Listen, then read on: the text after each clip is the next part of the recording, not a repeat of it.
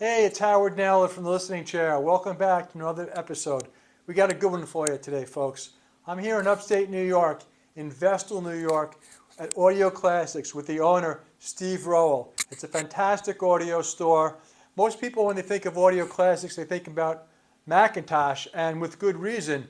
The store is close to the Binghamton factory of Macintosh, and the store has Steve has a very close relationship to Macintosh.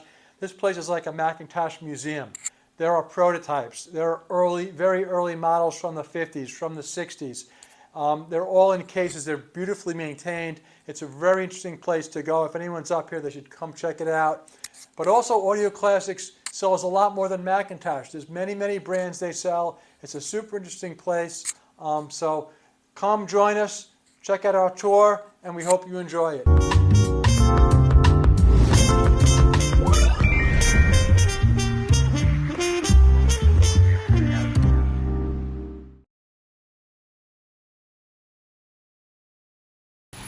Hi, I'm Steve Rowell, owner of Audio Classics. Come on in. Thank you. Looking forward to it. So Howard, normally I bring people into this room to show them where Macintosh started back in the late 40s and early 50s. We have products here from when they actually started in Silver Spring, Maryland. Wow, this is like a museum. Yeah, it is our little museum. The reason we've set this up here is because we do so much with Macintosh, and the fact that when people make the visit here to Binghamton, Vestal area, they feel like they've really come to see something. So we have a variety of products from Macintosh. This is when they went to the chrome and black chassis. For a while, Macintosh actually dabbled in kits. The kits didn't sell well because the differential in price was not that great. And many of the kits ended up being assembled at the Macintosh factory. And these are all the amplifiers that put Macintosh on the map. The chrome and black chassis, unity coupled transformers, high output tube amplifiers, and versions of which are still made today, the MC275. Excellent. We also have some of the preamplifiers and many prototypes represented in our museum, things that never even went into production.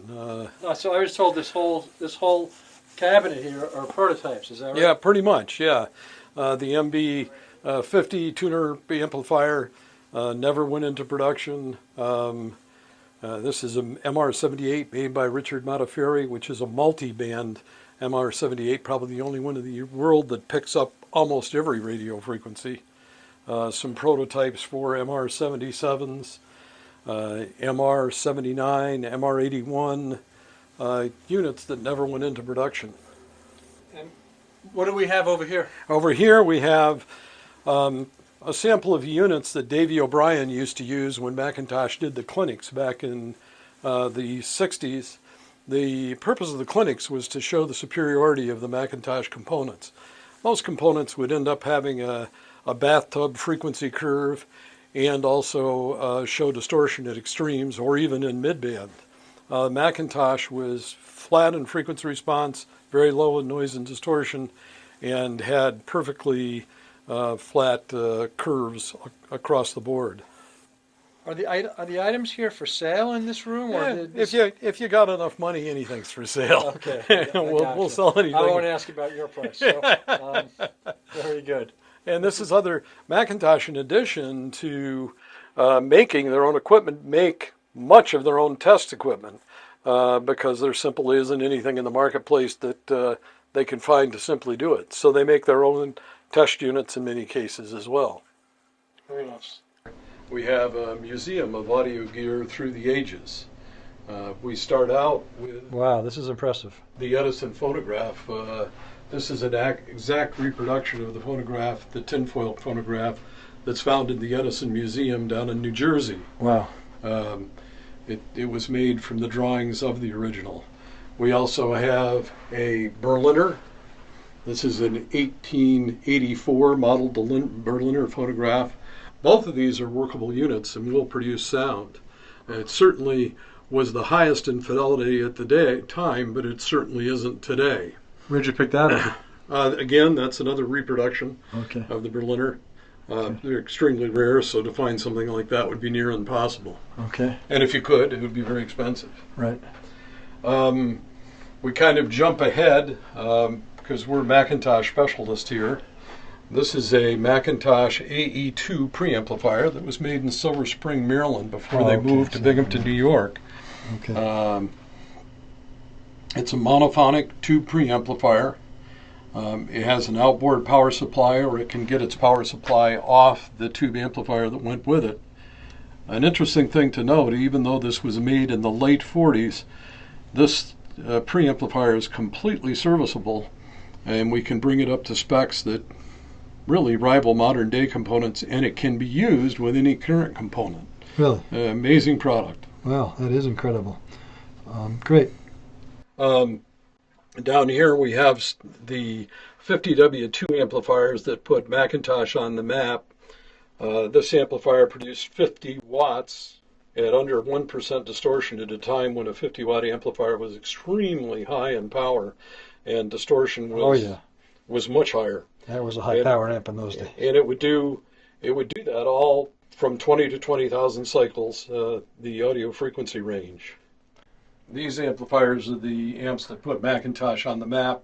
The chrome and the black chassis, probably the most popular unit ever made of Macintosh, the MC275 power amplifier. Right. A tube amplifier with 75 watts per channel, still manufactured today.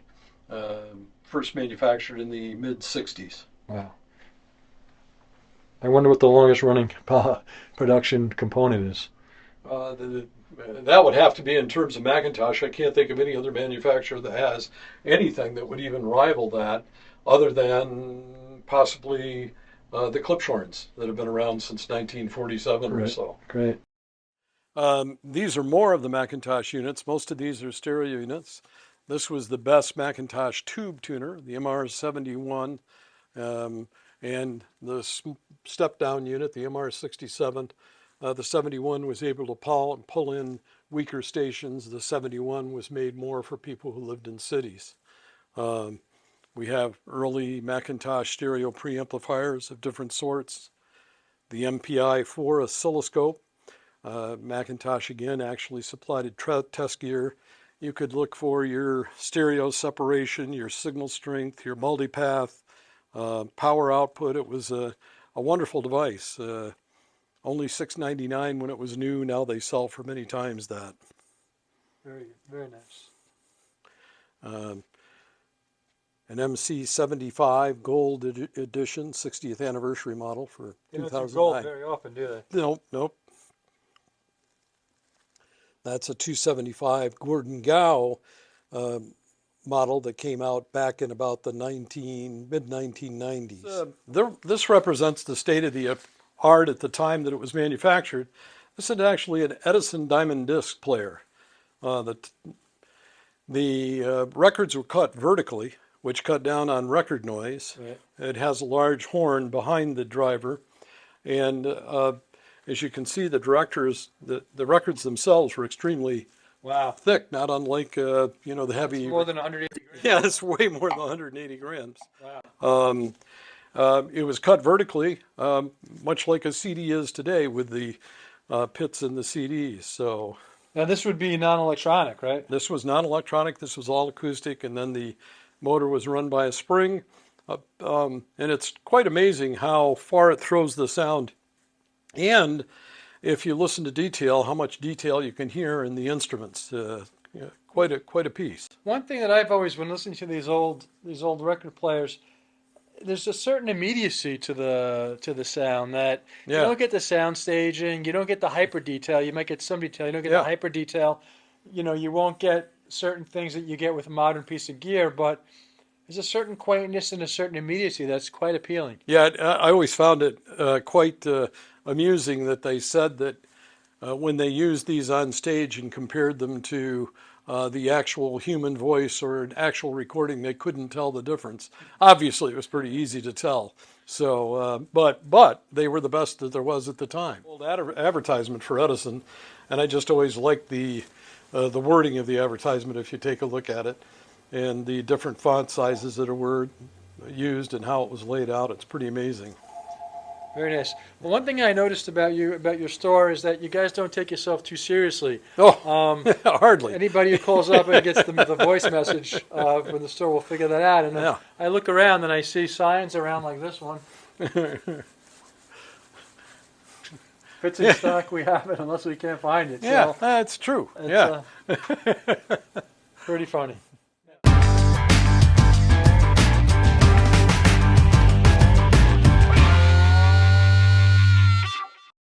If you like what you see, please hit the subscribe button and join our audiophile journey. Thanks so much.